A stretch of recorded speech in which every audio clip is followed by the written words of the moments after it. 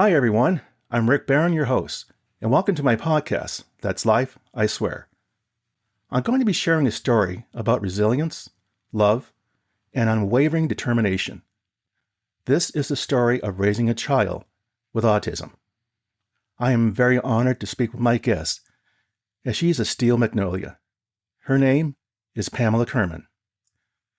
Her journey began like any other mother's, but it soon transformed into navigating the complex, unpredictable world of raising a child with autism. Then life threw a curveball. She became a single parent. Questions came up. How do you encourage a child's artistic talents when time and resources are scarce? How do you balance creative dreams with the everyday demands of being a single parent? And how do you hold on to your belief in your child's potential when the world often fails to understand? Pamela will expand on those questions, and she'll also share her experiences and how she advocated for her son in a sometimes unwelcoming world. Her determination, the challenges, and the triumphs achieved by never giving up. As a result, today, her son is not just overcoming obstacles, he's redefining them. Join me as I have my conversation with Pamela Kerman. Pamela, welcome to the show. Thank you. Hi. So, for the benefit of the audience, could you maybe provide us kind of a introduction of your background, where you work, and what are you doing today? Yeah.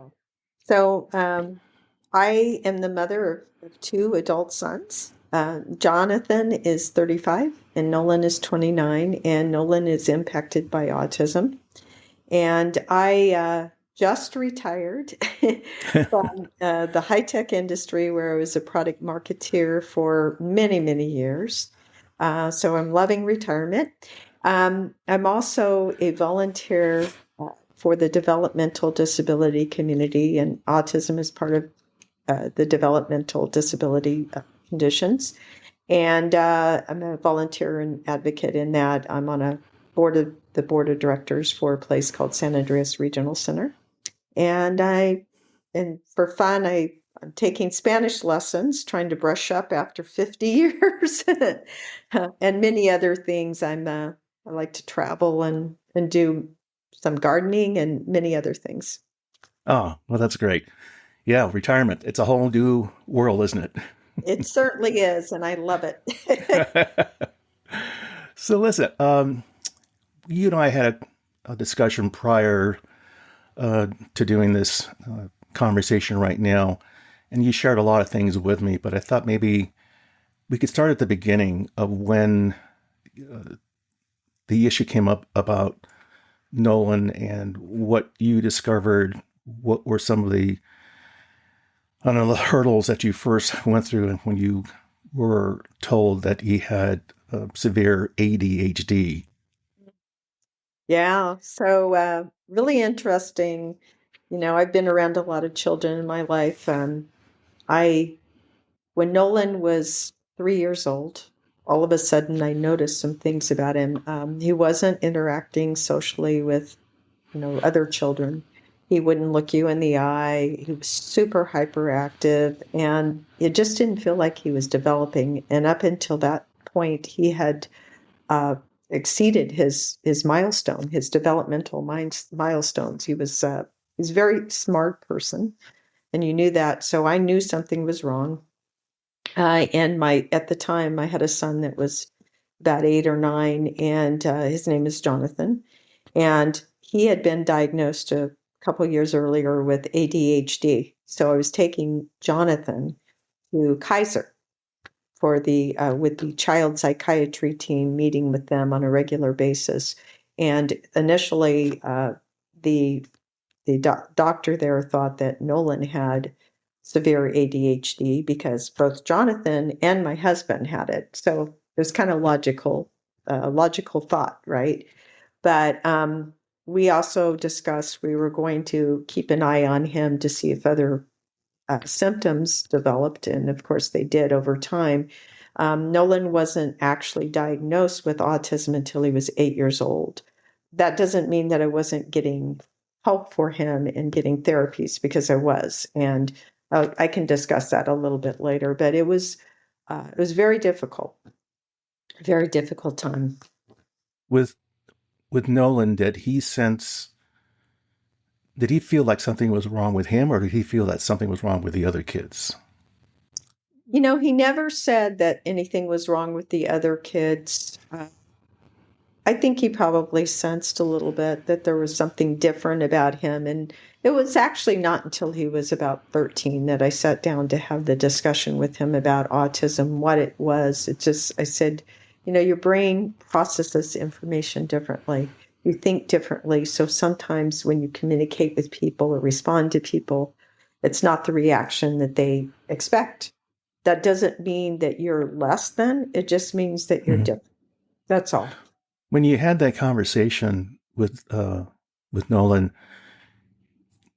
how did he receive it? I mean, yes, you're his mother, so did he feel more a comfort hearing it from you, than from someone else? I think so. I think it was the right thing to do. There's always that question as a parent.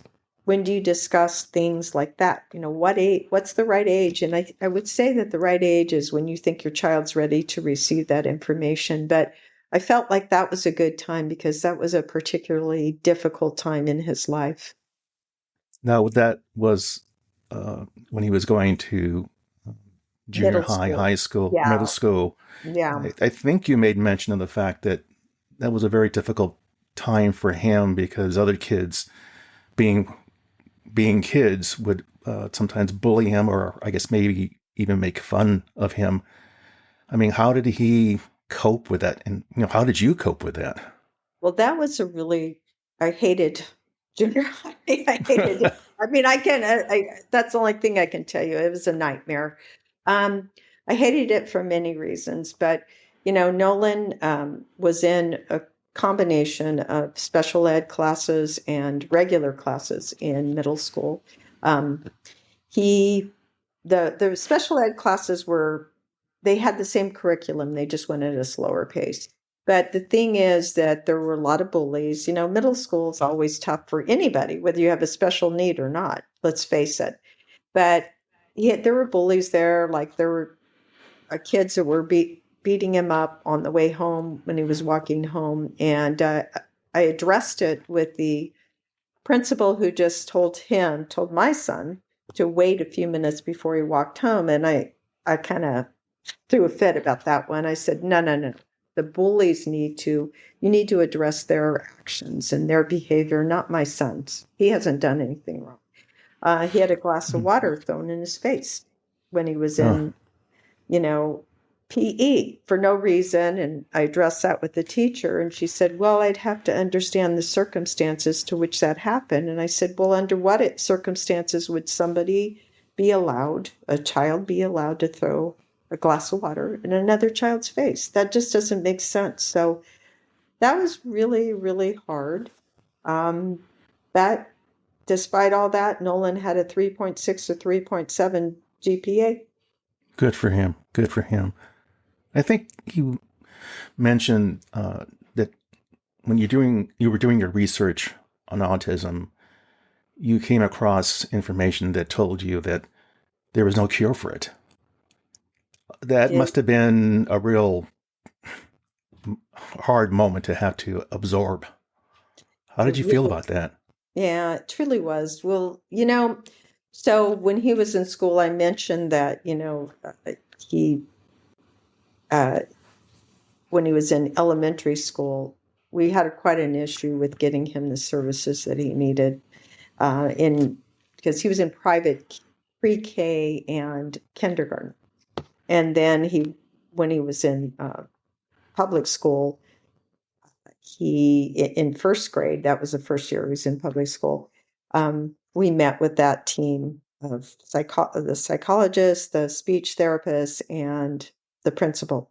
And we talked to them about his needs because he was getting speech therapy and he was under what's called an IEP, an individualized education program. which really sets the goals, identifies special accommodations and that sort of thing for children with special needs. But I had to fight for those services when he first went in to first grade. He was literally ducking underneath the desk because he was so overstimulated. And I had to go in for about 3 months. And sometimes I'd crawl under the desk with him to help him. So it was a long story, but anyway, we got him services he needed, more speech therapy, occupational therapy, and he was pulled out for academics. He was in a regular class. But I talk about this because at that point, he was not diagnosed with autism. And the school psychologist tried to put a label on him.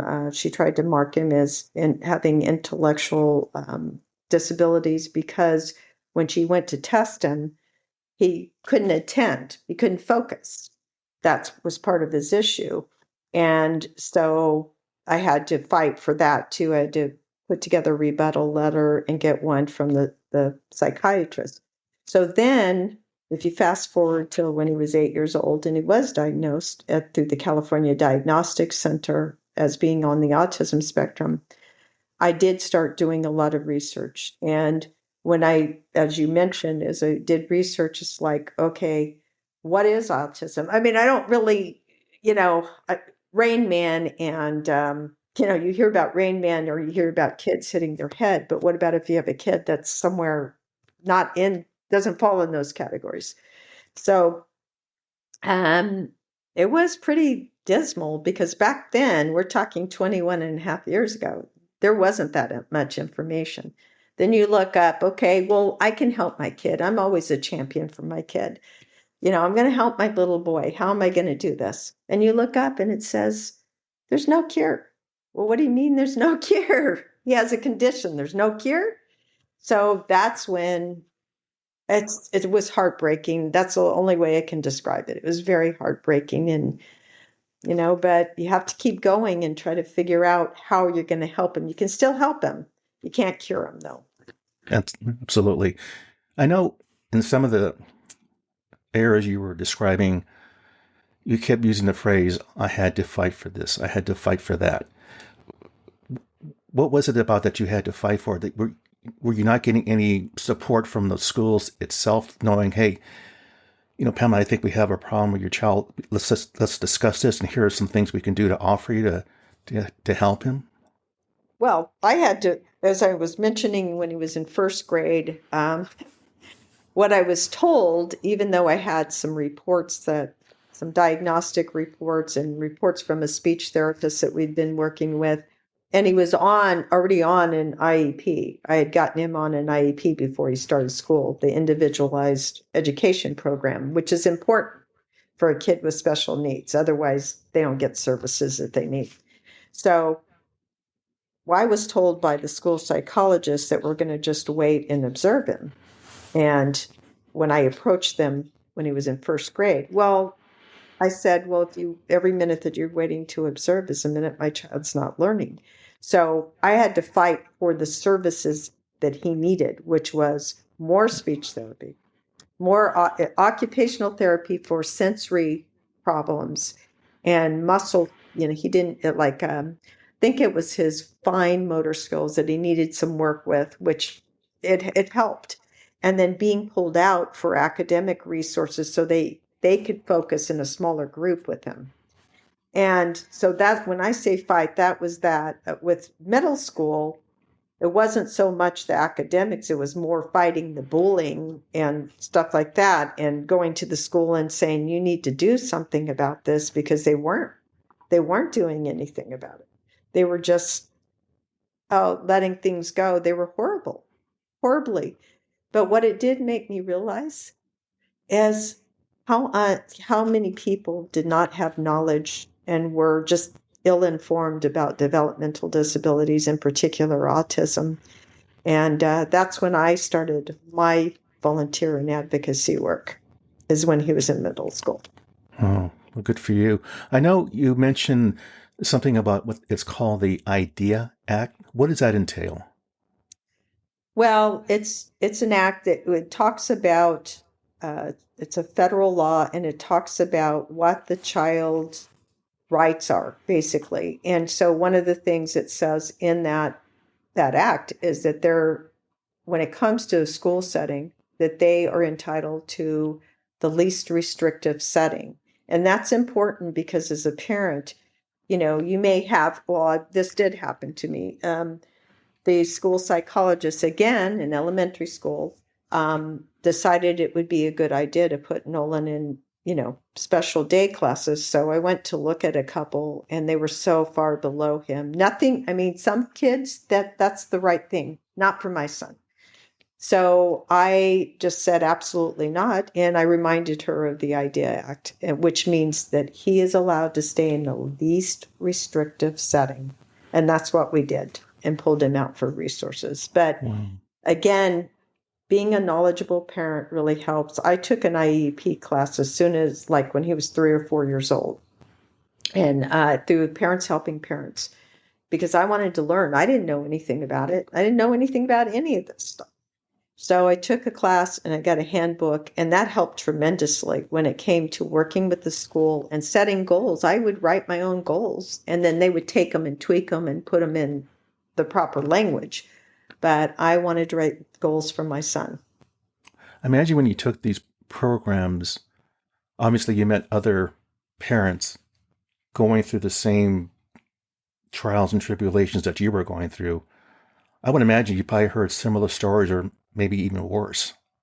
Would that be true? Or Yeah, I did. But I tell you, when I really learned the most is when I started doing volunteer work. Initially I was doing volunteer work for Autism Speaks Northern California. And I was the walk chair for a couple of years and publicity chair for many years. And you meet other parents and you talk about your stories, and you meet other, not just parents that you're volunteering with, but in the community. But then really, for me, when I joined the board of San Andreas Regional Center, which was phenomenal for me because I really learned, connected with other people in the community. I learned where the resources were, and I could help other people to connect to resources. And, Nolan's also a client of San Andreas Regional Center. And for me, that was a really, I think, a real turning point because I just learned so much. I And can imagine.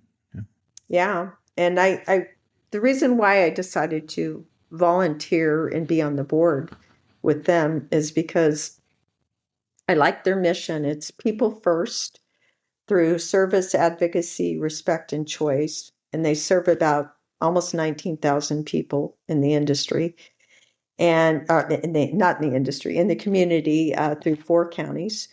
And they oversee and qualify vendors for various programs, community-based programs, such as day programs, social recreation, employment programs, something called Early Start for children 0 to 3. They have diagnostics services and other services, and then also other diagnostic services. But Nolan's actually doing an internship there right now, a paid internship. So we're very involved with the San Andreas Regional Center. That's great. How long ago did this organization come about? How long have they been around? Well, they came about through, there's a thing called the Lanterman Act, which really says that people with developmental and intellectual disabilities deserve the same treatment as people without them. I mean, there's much more to it. Believe me, the book's very thick for the Lanterman Act. But out of that, 21 regional centers across the state were created, and San Andreas Regional Center is one of them. And I'm probably going to get the year wrong, but I want to say it's been 60 years. I may not be exact on that, but it's been right around there. Wow. Yeah, So, it's been 55 or 60 years. I mean, knowing what you went through having to fight for Nolan and knowing how long this organization has been around, do they get involved with these schools saying, hey, here's what we provide and services we can help when kids are in need of services like Nolan? Do they do that?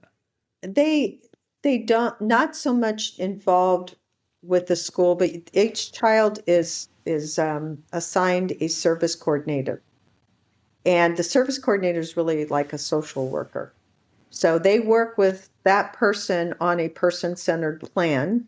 You heard me mention the mission is around people first.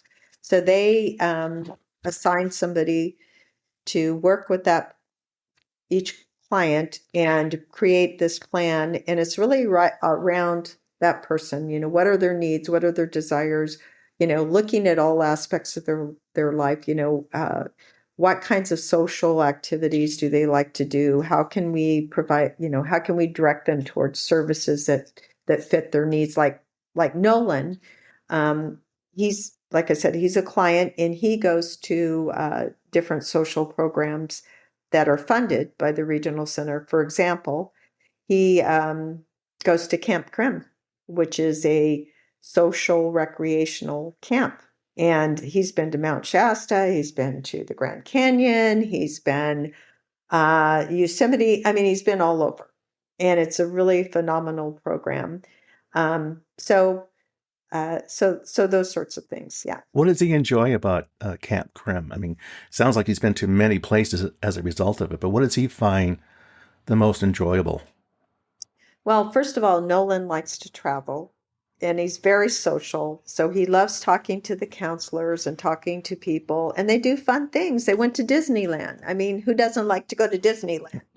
Um, the thing I like about it is when Nolan was 18, that's a point where I really felt like I needed to focus on his social needs. Because that's the other thing is when you look at a person, you have to look at a person with a developmental disability like anybody else. What are all their needs? They have social needs, they have medical needs, they have, psychological needs. They have all these needs. So I kept thinking, I'm not doing enough for him socially because he had a couple friends, but he didn't have that many friends. So Camp Krim was such a lifesaver. I mean, we found that at 18, and that's a place where people with a developmental disability, they're accepted. But the thing I like about it is they go out into the community and they're integrated into the community, and that's really important too. That's great because I think they want to help build a confidence in them, in these kids that, how do I put this? You don't have a problem per se. You are a human being and you can mingle with everyone else. And regardless of what they may think, you live and don't be afraid to get out there. And I think Yeah. this type of a program seems to do that, which I think is great. With everything that we've talked about thus far, you're not knowing what autism was, doing all this investigation, volunteering, having to fight for Nolan off and on. Where do you take the time to, I don't know, expand, to take some time off just to kind of, I need some time to be relieved of all this? Yeah, that's a really good question. So, first of all, I'm an avid fitness Mm-hmm. enthusiast, I would say. Is every day I go out for a 5 mile walk or jog, and that's always been part of my sanity. Keeping my sanity No, is that's good. taking time for myself, and and eating well, and that sort of thing. So I've always believed in taking care of myself because I felt like if I didn't take care of myself, how am I going to take care of my family? And so that's one thing. And I've always carved out time to go do things with, friends and family. Of course, you can't do it all the time, but, my sisters and my mom and I will go to the coast 3 times a year. And I really look forward to that. Or I'll go to lunch with Judy or other friends. And, I mean, I really enjoy that. I've always felt like I had to make time for myself. It was really important. So somehow I've weaved it in. I guess I also feel like I'm a person that has always been able to handle a lot of responsibilities and juggle a lot of balls. That's what I've done all my life. Well, I think when you're put in a situation, there's only one direction to go, and that's to go forward. And I think you've demonstrated, what you have accomplished and what you and Nolan have accomplished. So that said, I know you mentioned he is doing an internship, and I know you had called out that when he started to do a job search, it wasn't what you had hoped to be. It became, I think, as you said, it became a nightmare. Can you walk us through that and how you overcame all those hurdles to where he is today? Yeah. So, oh my gosh. So Nolan, I'm so proud of him. He got his AS degree in business information systems from Evergreen Valley College in 2022, May 2022. So I knew, I had done a lot of research and through seeing and meeting people, I decided that he and I together decided that there was a program that he was going to go through. It was a training program called through neurodiversity pathways. And he went through that. It was about a 4.5 month training program, job training program. And after that, if you fast forward, it's like January 2023, we started the job search. We started working with the agency. And to make a long story short, we worked with 3 different agencies. And there were challenges each step of the way, not because people aren't good at their job or they're just overwhelmed. There's not enough funding for to hire more people. And there were, for a variety of reasons, it was very difficult. So I mean, I was literally getting up at 5:30 in the morning looking for jobs for him. And I found 2 jobs where he actually got a couple of interviews, but he's out, when somebody has autism, they present differently in interviews. If you ask an open-ended question, they're, may not be able to answer that. And so there were a lot of challenges. So in October of that year, October of last year, I happened to be in an event, actually a San Andreas Regional Center event, and I was talking to the executive director there and just having a casual conversation. And I mentioned to him that we were really struggling to find Nolan a job. So he said, call me next week and, let's talk about maybe doing a potential internship, paid internship at San Andreas. So I did that. I followed up with him, and then Nolan went in for an interview, and they hired him as a paid intern. And San Andreas Regional Center has this awesome paid internship that they work with different employers. So it's really great. So he's been working there since January of 2022, doing his internship, and it goes until January. I'm not 22. I'm sorry, January of 2024 to January of 2025. He started out in the IT department, helping to do software upgrades and that sort of thing. And now he's been in the business services area, and he just absolutely loves his job. It's so incredible. So very happy about that. And, the next step will be to find, permanent employee, but I'm so grateful. I'm just so What? grateful. Yeah, that's great to hear. What drew Nolan's interest, though, into the IT world, if you will? What was it Yeah, about it? Yeah, he actually has interest in other things too, but yeah, that he's always on his computer. He's always on his laptop. So, anything that has to do with the laptop, I just think that's interesting to him. But the other part of Nolan is he's extremely social. So the IT stuff was great. He loved that and he loves that. And he also loves in the business services, he's working with a lot of different people and he does everything from delivering mail to people to, you know, setting up tables to doing a variety of different things. And he really likes talking and interacting with people. And he's made some friends there and he'll eat lunch with people. And, it's just been the thing is that you have to think about the soft skills too that individuals acquire. And unfortunately, we live in a society or community or whatever where there's so many people with developmental disabilities that are unemployed. They just can't find work. And we need to change that. We need to work on that. Yeah, you have to wonder how many of those individuals are out on the street right now as a result of that. There But, are but people. yeah, no doubt. Uh, from the time that Nolan was in grammar school, middle school, high school, and now doing this internship, what have been some of the growth patterns that you have noticed in him from those milestones, if you will, to where you would say, he never was confident in doing this.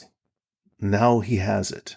What would be some of the attributes that you have noticed through this journey? Because the two of you have taken this journey together. And as a result of it, he is where he is right now. And hopefully there's going to be bigger things waiting for him.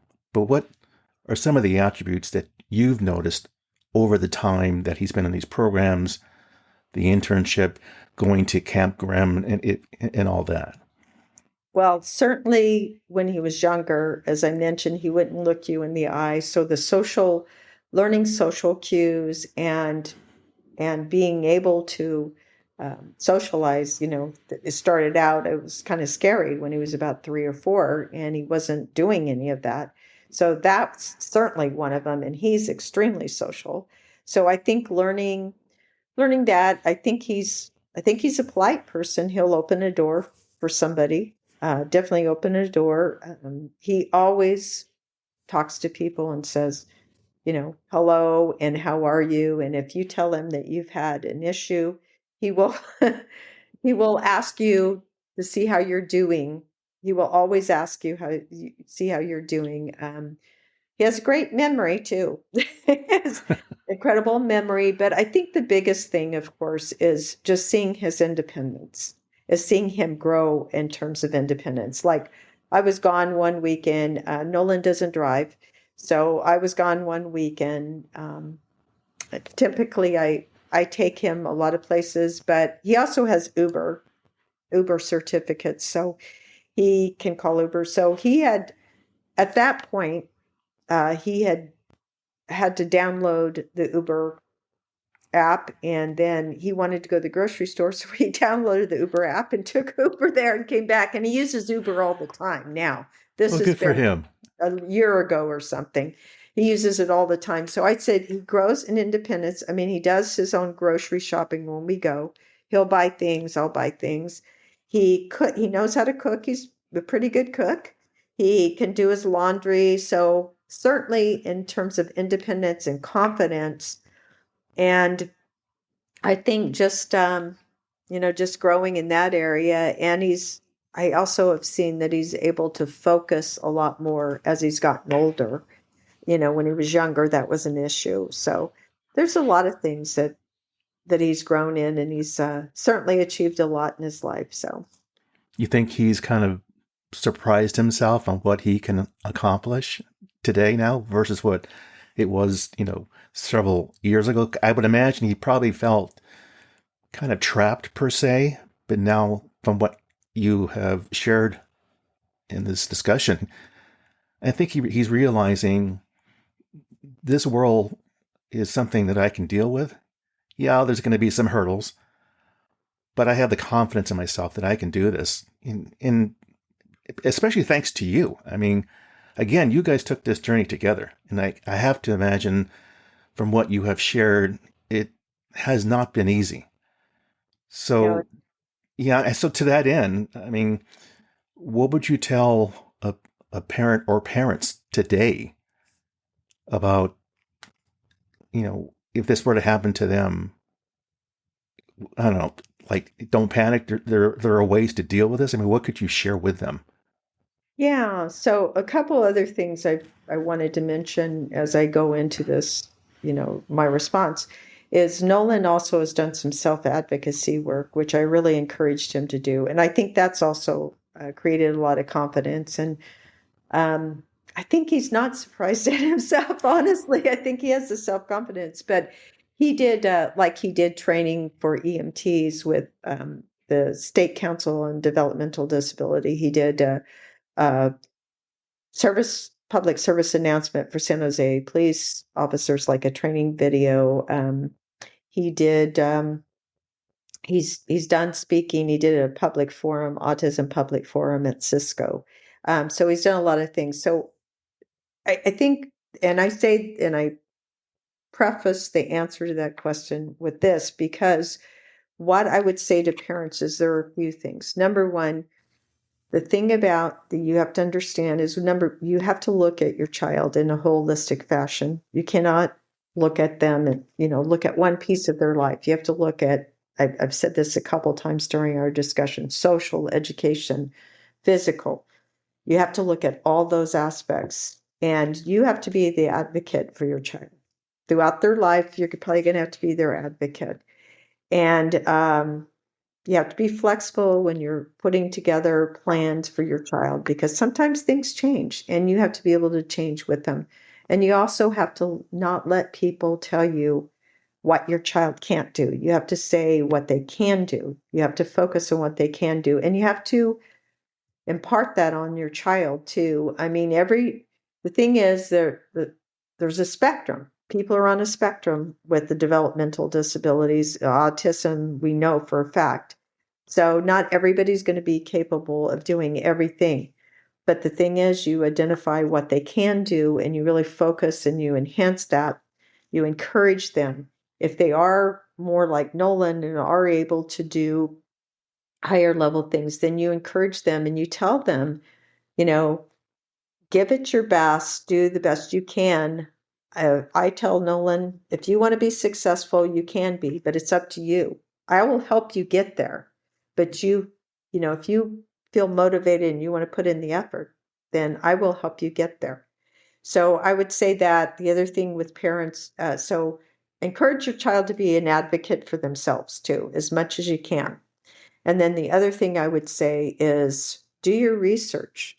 There's a lot of it's so different now than when I was raising Nolan, because you have different resources you can go to. There's the Autism Society, there's php.com, San Andreas Regional Center, sarc.org. They have stuff on research. There's the associated regional centers that have information. There's so many different places where you can go to get information now that you couldn't then, and do your networking. If you can, volunteer for organizations, because you learn so much and you get free training, on different topics that are really relevant to you, and you meet other parents and you network. So volunteer work and advocacy work is great. Um, I meet legislators. That's one thing too, is being on the board. We meet with legislators and I feel like we have been able to impact legislation at the state level, at the local level, really important too. So there are a lot of things I would advise, and I love connecting with parents, and I love being able to provide them with information on things that I wish I would have known, but I do know now. Do you know um, from the earlier um, times when you were helping Nolan with getting adjusted in grammar school, middle school, what have you, and how you were saying you were having to struggle and fight for his rights?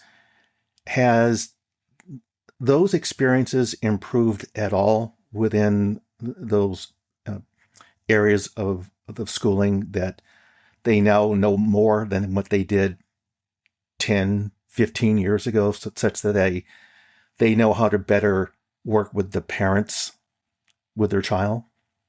I think they have improved, but there's also, I have a friend that her specialty is working with parents on IEPs with the school. So there are people that specialize in that now. And there might have been back then. I don't know that there were that many back then. So I think it has gotten better. I would say it's definitely not perfect. There's so much more, because the big issue that we have is, well, back then it was being ill informed. I think there's a lot more specialists or whatever that are focused on autism, for example, nowadays. So I think that's better for sure. And I think schools are better informed. I know my sister was a former principal, recently retired this year as well.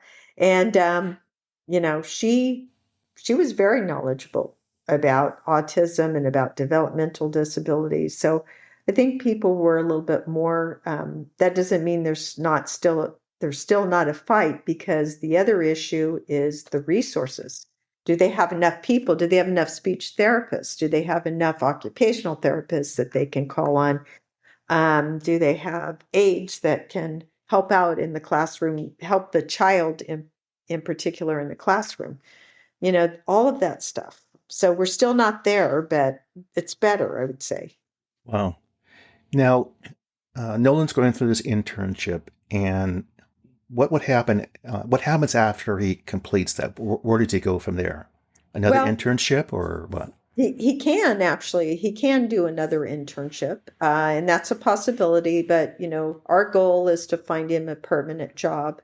Definitely would take an internship if that's what comes available. We want to keep him going in the workforce. Um, I mean, now he'll have a year's experience instead of no experience, and Now, so that has to help him. And I just, my hope is that we get to a point in society where we look at people with developmental or intellectual disabilities in a different way, and that we look at them as a person first and as their disability second. Like, that's a characteristic of who they are, and understand and gain an understanding that they have the same needs we have. They have to have housing. They have to they have to have food. They need employment, gainful employment, and they need, social opportunities. So they need to be accepted in social circles in by employers, and by other things, and affordable housing. So they need all of that stuff, just like we do. And that's what I really want people to understand that. it's that's going to take a journey for sure. Now, do you know if any tech companies are starting programs to uh, get people such as Nolan into the job market with, say their company per se, to do not just an internship per se, but a full time job? There are companies, SAP has had their I think it's Autism at Work program Hmm. for years. Microsoft, Google, there are tech companies that have them. Yeah, there are definitely some tech companies in other industries too. There's other places like Home Suites and just different industries. Home Suites in Fremont, I know they employ people with developmental disabilities. Everyone sees places like Safeway all the time, Walgreens. There are a lot of different places. I would say that what I see the most is retail. And that was the issue that we faced, because we weren't looking for a retail job for him. And he probably could have gotten placed in through one of the agencies had we decided that he wanted to, or had he decided that he wanted to be in retail. So that's a I mean, that, challenge. yeah, I mean, that's all well and good. And I'm glad there are services out there that will help individuals like Nolan. But I think Nolan and others, they want a piece of the pie too. It's like, hey, I want to go work at Google. I want to go work at Microsoft. Now, I don't know what the curriculum is to have someone be able to qualify, but I have been hearing and reading where companies that you've mentioned are starting to do that. And I think that that's a great thing, that, it's one of those things where, yeah, it's getting better. People are understanding these are human beings. They can do this work. We just have to provide them the guidance to get there. Yeah, no, that's true. And I think, part of employing people with developmental or intellectual disabilities is that, you have to look at the person themselves. They're going to need, uh, they're going to need maybe some extra help. So, for example, many programs or many people that are, I know through the regional center at least, they can get job coaching. So they have a job coach that comes on site that helps, but also it's important to train the employees and the management at the organization because they have to understand that person. You don't want employees thinking, oh, this person's really weird, but if they understand more about the person and about their autism, for example, then they can, you know, help accommodate that, I guess. So I think there are a lot of challenges with the whole employment process and even with interviewing. I mentioned earlier, somebody asked my son an open-ended question. Well, he needs to think about it. He needs more time. I would think And someone who does the interviewing process, though, would have to have a working knowledge of these types of candidates to ask the right question in a manner that, okay, that's the answer I was looking for, rather than asking an open-ended question, which could, and this is my thought, could cause some confusion, knowing if, well, had you asked the question this way, you would have gotten the answer. They would tell you, okay, this person is now telegraphing to me that he or she can do this job. yeah, and that's the thing is that a lot of times they don't know what they don't know. So Right. that's why they have to be trained in that area. So that's certainly one aspect. And things like submitting the questions to them ahead of time, give them a Hmm. chance to think about it. So it's not that employers are being asked, and I've talked to I talked to the Contra Costa County. They have a program there and that they started a couple people with internships and then they hired them permanently, and the person has to have the qualifications for the job, so they do not change that they need to know this and that's their qualification. What they change is, like I said, having a job coach or the whole interviewing process. So I really want to see us as a community get to that. And, that's one of my hot buttons anyway. What does Nolan want to do? I mean, he's doing this internship. As he said, this is what I want to do. I think I found my calling. Has he ever shared that with you? Well, he loves his job. He would love to work there permanently. I mean, he just loves that. He loves it.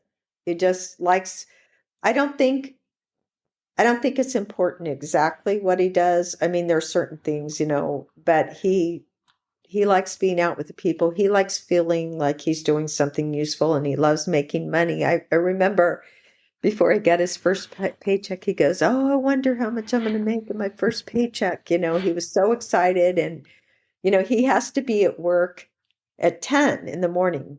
He works from 10 to 3:30. He has a half an hour off for lunch. So 5 hours, 4 days a week, he's working 20 hours. And it's 10 minutes or less from our house. And I have to drive him, leave at 9:30. He's not going to be late, even though it's only 10 minutes from our house. So he's not going to be late. He's extremely reliable.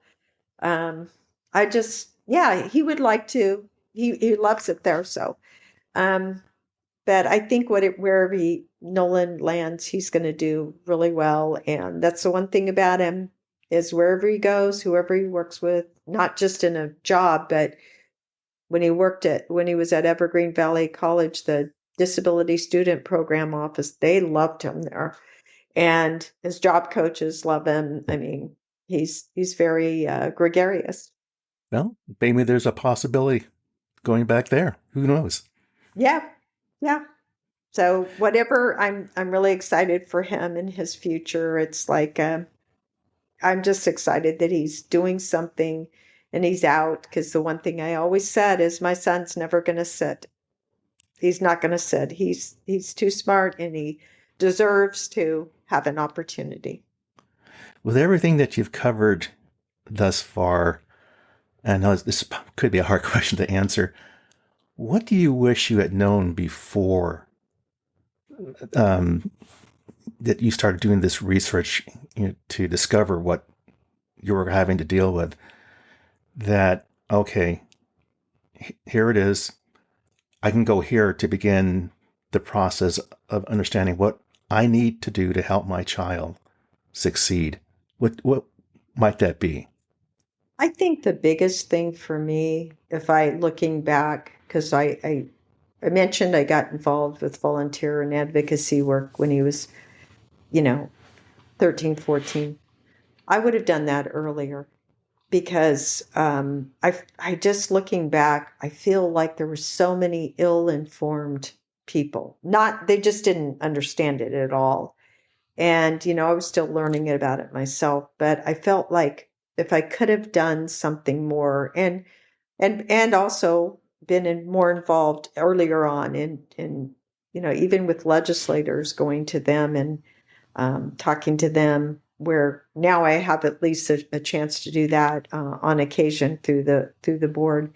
um, I think that would be the biggest thing, because I also feel like not only would I help myself more, been able to help myself, but also help other people. And that's really important to me too, is to be able to, pass it on to other parents that are Yeah. struggling and let them know. And I have, people have, know that I'm involved in this. And I can't tell you how many people have said, hey, can you talk to a friend? Can you talk to my neighbor? And I've done that over the years. And I really like that because I feel like that's my way of giving back and helping people. Well, that's great. Well, like you said earlier, it's networking, It getting in is. touch with all those people. So we've covered a lot of ground here in the journey that both you and Nolan have taken.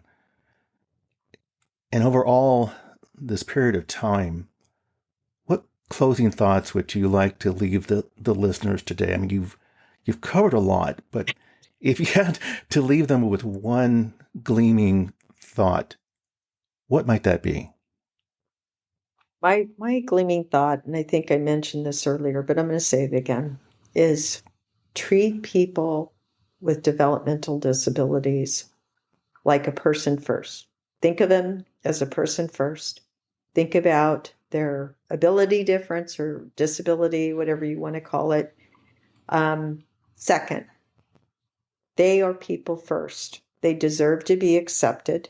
They deserve to be integrated into the community, and they deserve respect. And that's my thought. That's my thought for everybody. For parents, advocate, advocate, advocate. You are the most important person in your child's life. You know your child better than anybody, and you're going to be the one that's going to influence the services they get, the help they get, and everything else about their life. And you need to stay on top of it. No, those are very good thoughts. So, that said, for further information regarding this interview, please visit my website, which you can find on Apple Podcasts. As always, I thank you for the privilege of you listening and your interest. So, Pamela, thank you so much for being part of this conversation. And I want to thank you again for sharing your thoughts, your emotions, and your experience of what you have gone through to get to this point. So I thank you very much. Thank you so much for having me, Rick. I really enjoyed it. Okay. With that said, everyone take care and we'll talk to you soon.